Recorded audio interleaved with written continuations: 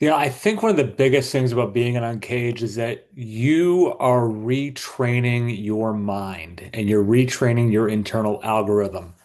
Uh,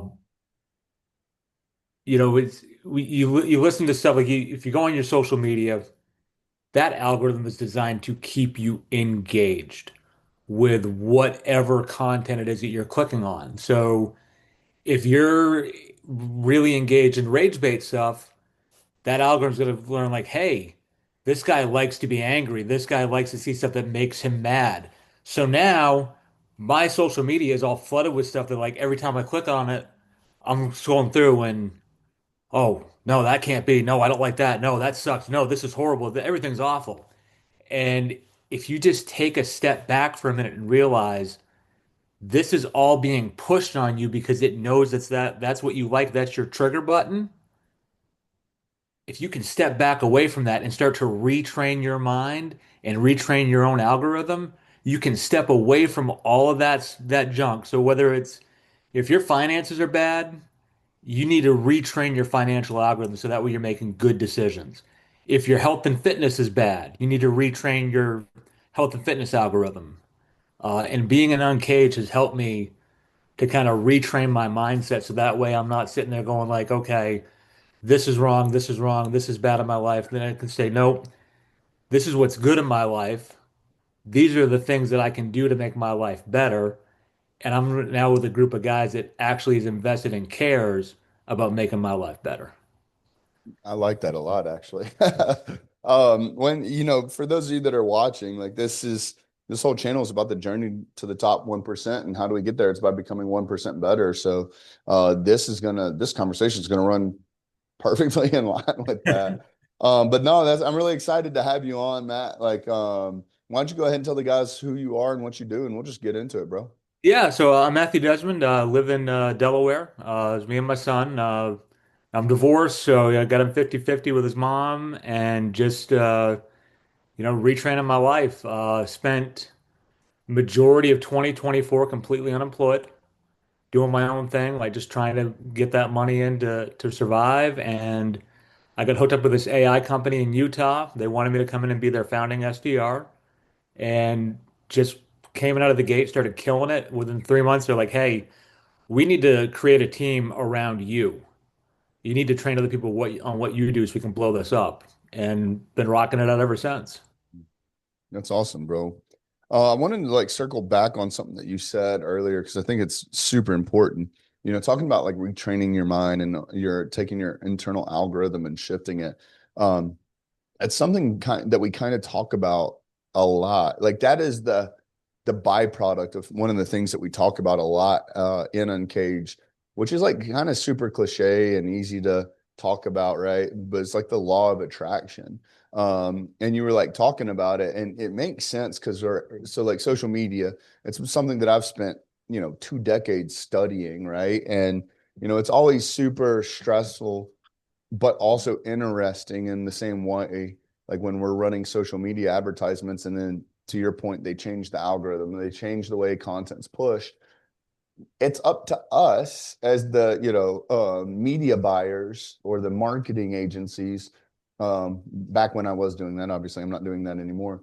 But it was up to us to figure it out, right? And they didn't like just tell you, oh, this is what we're doing. Like, they're out there testing it as much as anyone else. And so um to take extreme ownership, I always appreciated, not necessarily every time, but I would always appreciate when like they would change the algorithm up because then it would thin the herd because like all your competitors like just give up. They're like, we haven't figured out the algorithm, blah, blah, blah.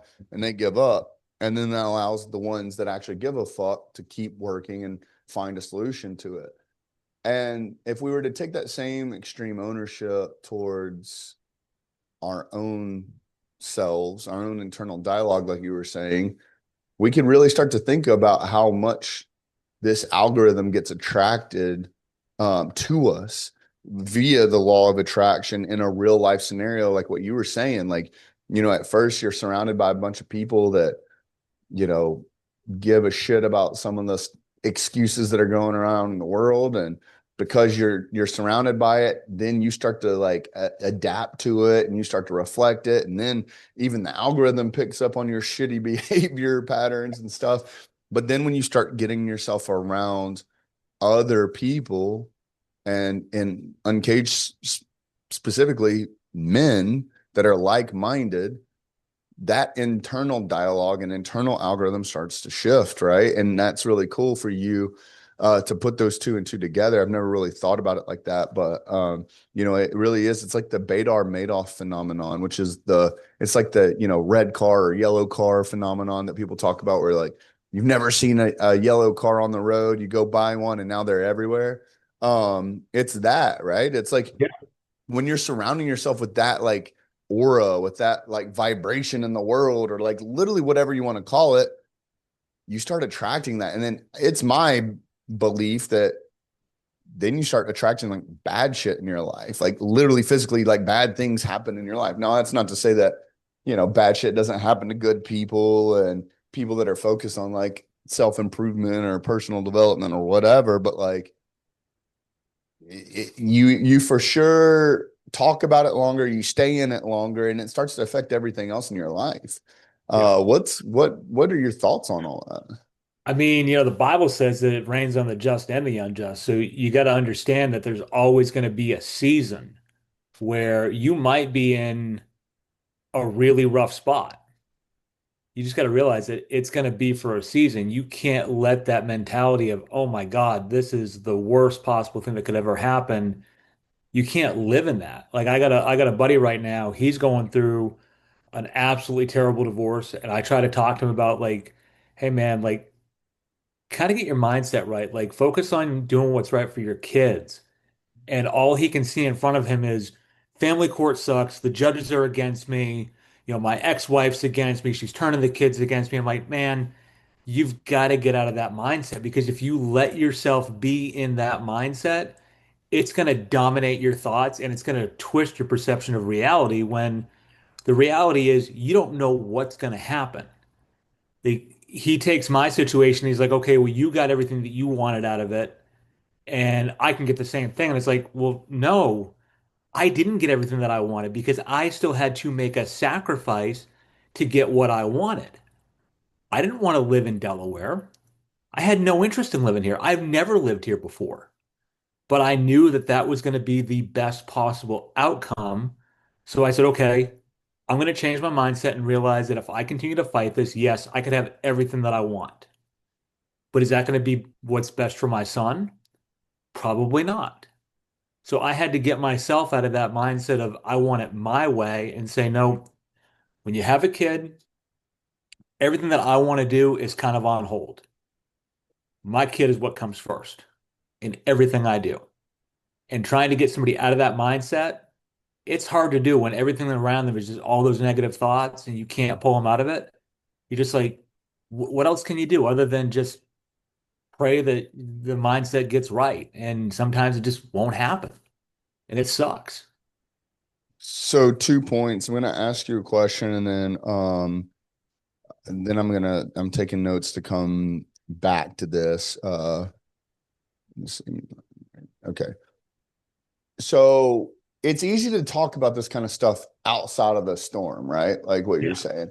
So what is something that your buddy could do, or someone that's listening right now? Because like me and you can talk about this all day long. Like we're outside the storm. Yeah. And so it's easy to communicate.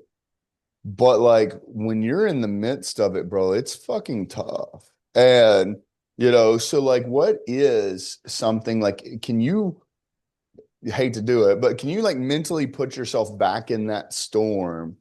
And then like what's going on in your mind? Like what is literally processing in your brain that's like, I can't live like this forever. Like if I continue down this path, like I for sure won't get what I want, but then I'm gonna be miserable the whole way. Like, what was that like? Literally, like, what was happening in your head during that time? Man, that was a dark, dark time. Like I almost took the Remington retirement plan a few times because I just couldn't mentally deal with the stress. Like it was getting on me. Like, my parents would be like, "Hey, you got to do this and this," and kind of upset that I was in the situation, and you never should have married her in the first place, or you just should have just dealt with it and just been unhappy for the next 40 years because we knew that this was going to happen. And it's like all those negative thoughts are just kind of you're being constantly bombarded with it.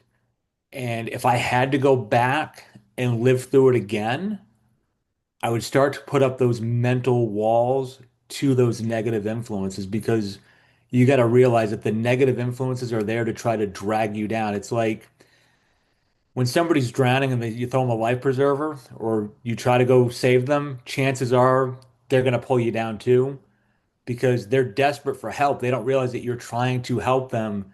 Their fight or flight instinct is just kicking in and it's overriding every rational sense of their being. And they're in this mindset of like, okay, I need to get out of here or I'm going to die, not realizing that with what they're continuing to do, you're going to kill the person that's trying to rescue you as well. Like, you got to have that mental barrier up to realize that help is on the way. There's this is a squirrel moment for the people listening with ADHD, but I figured you might find it interesting. So there are agents for the US military that are specialized in recovering downed fighter jet pilots, and they have specific processes when they're recovering down pilots in enemy territory, right? Like as you can imagine, first of all, I can imagine it's insanely wild mentally to be shot out of the air and survive, but then also behind enemy lines. And then there's like another step further, which is um, pilots that have been shot down behind enemy lines in water, so a water recovery. And to your point is their training, they have a specific process where there's a few like tactical things that they can do to try to help snap them back into reality, like get them out of, you know, get them out of the adrenaline rush, state that they're in, whatever. But at some point, their last ditch effort is to punch them in the face and swim away. And that's the goal or the hope is that finally snaps them back out of reality. But their instructions are only one American's going to die that day. So yeah, I mean, it's very detrimental. But real quick before I get into my next piece, you had made a comment about putting if you were to go back into that mindset or back into that day, like you would preemptively start putting those barriers up. But a deeper question to this is like, what if you went right back in that situation where you had not put the barriers up? So you have this like toxic environment around you. You are mentally struggling. Like Matthew was alone, bro. Matthew was alone. There was no one he could go to because everyone blamed him, like whatever. Like, so let's imagine like what happened internally for you to pull your own self fucking alone out of that storm. For me, it was, I've got to do this for my son. Like, that's what pulled me through. It was like, yeah, I know that there's the negative stresses and impacts and everybody's opinions that are kind of surrounding this thing. And I've got to realize at the end of the day, their opinions don't matter. Like, what matters to me at the end of the day is when I pick my son up and he gets so excited. Like when I go to school to pick him up tonight, because I haven't had him since Friday, the first thing he's going to do, he's going to see me walk through that door and he's going to say, Dad. And he's going to run and just tackle me in front of all of his friends. And that's what got me through it. And if you're in that situation, think of your kids. Like, be the best man that you want to be for your kids. You don't want them to, you don't want to be, 15 years from now having your kids go, man, my dad was a loser with that, instead of them going, you know what? My dad was in an awful situation. He did everything that he could, and I'm better because of it. That's been a common theme that we've talked about a lot. Not necessarily in this like storm, storms to anyone looks different, right? And for you, taking that out, that was you giving up, right? Which obviously is a route you did not take. But we see people give up a lot, right? And we can judge on levels of danger associated to the giving up. But the biggest underlying piece of it is the conviction is not stronger than the comfort. So, like, when you start to really conceptualize, I have a problem, and there is obviously a solution. The gap between problem and solution is either comfort or conviction, right? Like, so for you, like, you were convicted about still being here for your son and being that example for your son and, leading your son. And like, so like, if you hadn't cared that much about it, we might not be having this conversation. But like the conviction on being that person in your son's life pushed you to get out of your comfort zone and do some things that up until that point in time, you were too comfortable to do. And so I think it was really cool to hear. Um, Not that I enjoy the fact that you had to go through all that, but I enjoy the fact that you are now here, able to share this message with other people listening, and ultimately it could be that piece that they needed to like hold on to. So no, I'm excited about that. You have anything to say about that before I ask you my next question? I mean, guys, if you're going through a struggle, you just got to realize that it's temporary and weigh your options carefully. Like, don't I think a lot of guys when they get in this situation, when things like this happen, their first instinct is I'm going to hurt the person that hurt me. And in the end, you're not hurting that person, you're hurting your kids more than anything else. So remove yourself from that, remove the revenge aspect from things, and just focus on what's right. Always focus on what's right, no matter what anybody's doing to you. 100%. So this will be a very interesting conversation. In fact, I've had some similar conversations in some of the like I'm in some like Christian groups or like some Christian dad groups or Christian husband groups or whatever as well. Um, and I post a lot of like inspirational content in there as well. And like one of the biggest things that like I have an issue with Christians is they'll be like, "Oh, bro, like you're talking about yourself a lot. Like I this or like I am, working on leading my family." And they're like, "Well, no, God's leading your family." And I'm like, "Listen, like to the biblical principles of like this conversation, yes, but also no.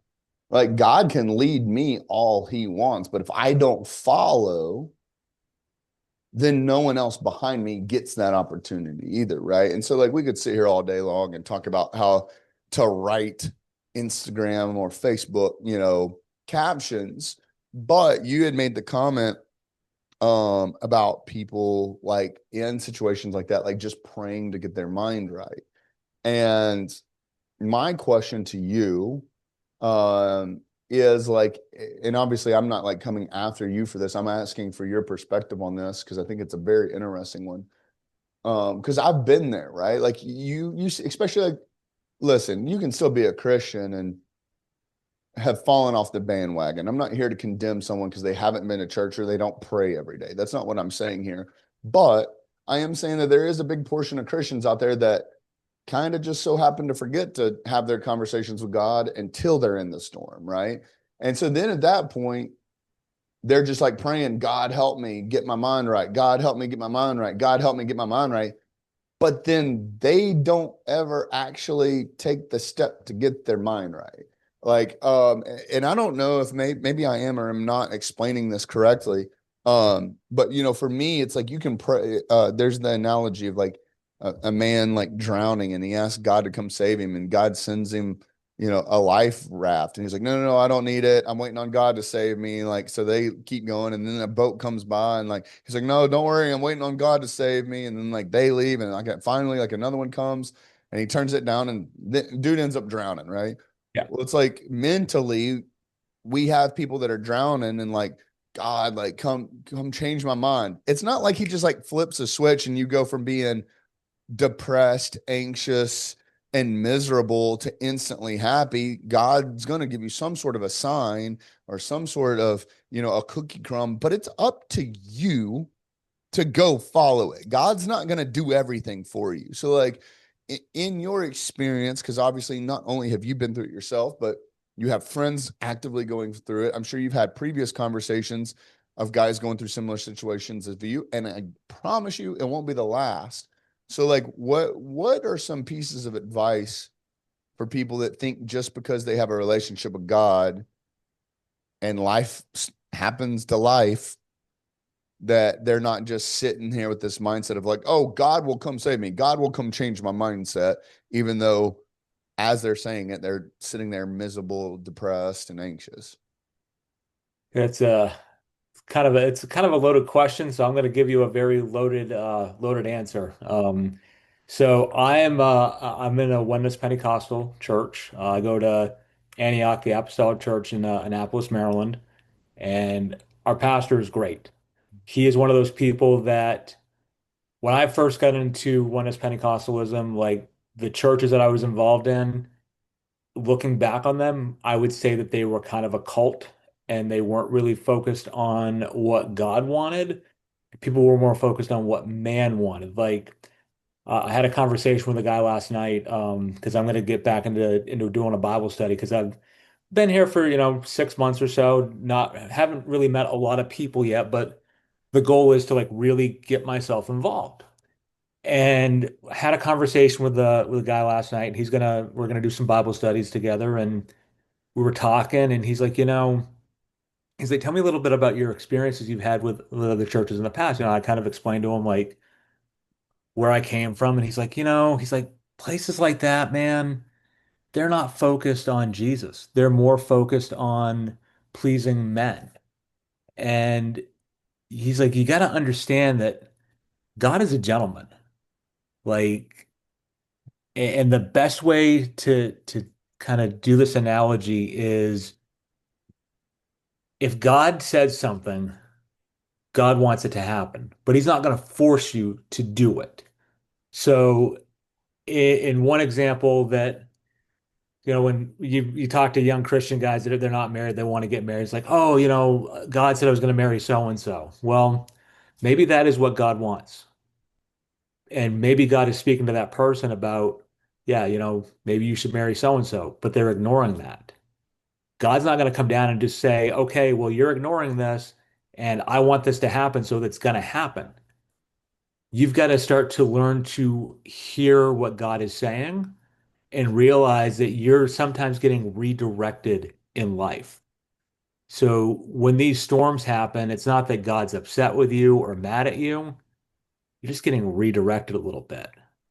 Like that's kind of people want the big miracles to happen. They want to see like the five loaves and the fish, and they want to see all those miracles happen. And those were great miracles for the time. They might not be replicated today, or they might be replicated in a completely different manner. And to have this, like in the analogy that you gave of, oh, God's going to save me, like they basically were expecting that God was just going to transport them miraculously to dry land. Sometimes God sends something as simple as a guy in a rowboat Yep.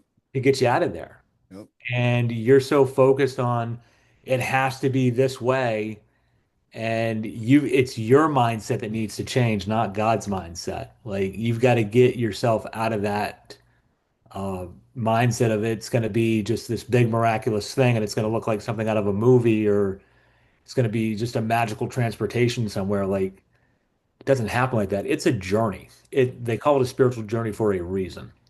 Yeah, no doubt. And I think that's, with everything in life, looking back on it, because like I've got a buddy going through a divorce right now as well. And, you know, uh, I told him just the other day that at some point, you'll be able to look back and this will have been for a reason, there is and whether that's, I didn't say this part to him, but like whether that's y'all both improve yourselves and come back together better than ever, or it's with someone else that you were supposed to be with, or whatever. Like there's something because, I'm trying to, not trying, I'm doing, but we're all hard headed, right? Sometimes, Sometimes. um, that's something that I'm dealing with, personally. And I've been very vocal about is I can look back on every shitty experience that I've been through, and I can pinpoint like the lesson or the thing that was supposed to happen for a reason that has like made me infinitely happier or better, well off, like mentally, physically, spiritually, financially, like whatever. Everything that has happened, there was like, I don't want to say a hidden message, or there was a lesson to be learned. And Yeah, that lesson, once learned, did make my life better overall. And so for me, one of the newest like practices I have, if you will, um, because like I'd talk to God a lot, right? Like throughout the day. And you know me and my personality. So like it might just be like, bro, really? We're doing this right now? Like, right. it's a very comedic and brotherly love type of communication. But one of the things that I've been like really, really, really trying to focus on is just like, okay, we're here. We're in the suck right now. What's the lesson? And how can I learn it and apply it as quickly as possible so I can get out of this? Right. And so it almost gamifies those situations because if I can look back and say that 100% of the time there has been a lesson there, and 100% of the time it has made my life better on the other side, then weird to say, but I almost am excited about the trials and tribulations that I'm dealing with currently because I know that on the other side of this, I will be better off. Right. Have you experienced anything similar, or like what are your thoughts on that? Yeah. So, when I was going through all this, like when I was in Florida, like fighting for my son, my thought was, okay, I'm going to get him back and I'm just going to burn the whole thing down behind me. Right. Um, and a friend of mine called me. He's like, hey, man, he's like, you got to go back to church. Because I've been out of church for a while at that point. I'm like, I don't need to go back to church, man. I really don't. Like, buzz off kind of a thing. And he's like, no, he's like, trust me. He's like, you need to go back to church. So I found a place. I started going to church and it started to help me, you know? Like I got to the point where I was like, okay, God was in this for a reason. Like, I don't know what the reason is at this point, but something is going on. And yeah, I got to the point where I was like, okay, God, I trust you. And I just started to pray. I was like, God, whatever you have for me, I'm okay with. And if there's anything that is in my life right now that shouldn't be there, I need to know. And I need to know in a clear manner. And about a half hour after I prayed that, I got a phone call from the pastor of the church I was going to, and he's like, "Hey, I need you to come down and meet with me." So I was like, "Okay, like now?" He's like, "Yeah, get down here right now." I'm like, "Okay." So I went in and I met with him and I sat down with him, and he said, "God just spoke to me and said that you need to stop fighting for your son and never see him again, and just let her have her way with him. You just pay child support, never see your son again, and I'm going to teach you how to be a man." And I said, okay, God. And I stood up and I left. And I have never been back to that church ever since because I knew that that was not of God. Like any man that would say, give up your kid and follow me, and I'm going to teach you how to be a man, and you just pay child support. Nah, that's not real. That's not God. That's not the love of God. And in fact, the Bible says that if you don't take care of your children and you don't instruct them, then you're a heathen. Like it says you're an infidel. See, you really wanted me to be an infidel? No, dude, we're not playing that game. It's like sometimes God will speak to you in like really interesting ways, and it's up to us to be able to hear that because some guys might have been going through that and they're like, "Wow, God said that I need to do that. Okay, then whatever God has, I want to do it." And then it's me sitting there going like, I have a very analytical and skeptical mind, and I'm sitting there going, "God said that to you? Really?" Like I was at a point where I started to get back into working and making some money for myself and doing some fractional work and I was making, $8, $9,000 a month. And I was like, okay, this guy doesn't, he wants me to be there because he wants somebody to give him a lot of money. I'm not doing this. And I walked away and I found a different place to go to. Sometimes you got to do that. You got to be comfortable in doing that and know what you stand for. Yeah. That's wild, bro. That's crazy. Yeah. But I mean, you got to know how to stand up for yourself too, though. And that's another thing, bro. Like, a lot of people hide behind stuff like that. Like you said, like just, oh, God said this. Well, it must be true. Like there's this like naive or, I don't know what you would call it. But no, man, I'm excited. I'm proud of you for standing up for what you felt was right. I mean, obviously you've been through some crazy shit in the last several years, but you're out on the other side. What's been like what's been like your number one lesson through all of this experience? And we'll end with this.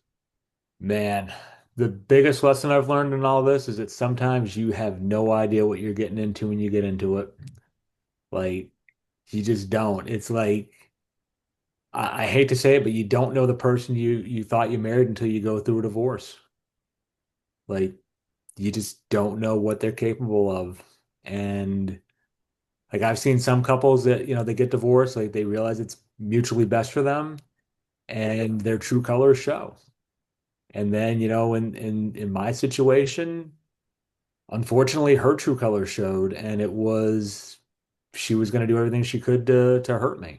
And I've had to come to it takes a lot, to kind of realize that like, wow, that was not the best situation to be involved in. Maybe it's caused me to not trust people as much, but I'm getting to the point now where I'm starting to trust people again.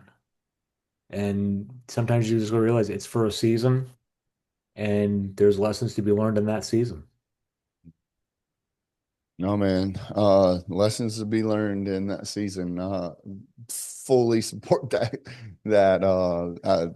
I can't tell you how many seasons we've been through over here, but I mean, again, I hate to say it. I mean, I don't hate to say it, but it's one of those things you don't want to go through it, but you will. But Yeah. every time we've come out of one of those seasons, we've learned something, and been able to apply it. So I guess sometimes you just got to appreciate where you are on the journey at some point because, yes, it could be better, but it also could be worse.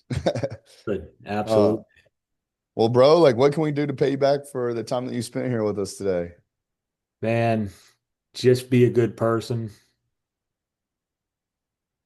Just be a good person. If you see your brother going through something, reach out to him. Mm. Like, help him retrain his mental algorithm.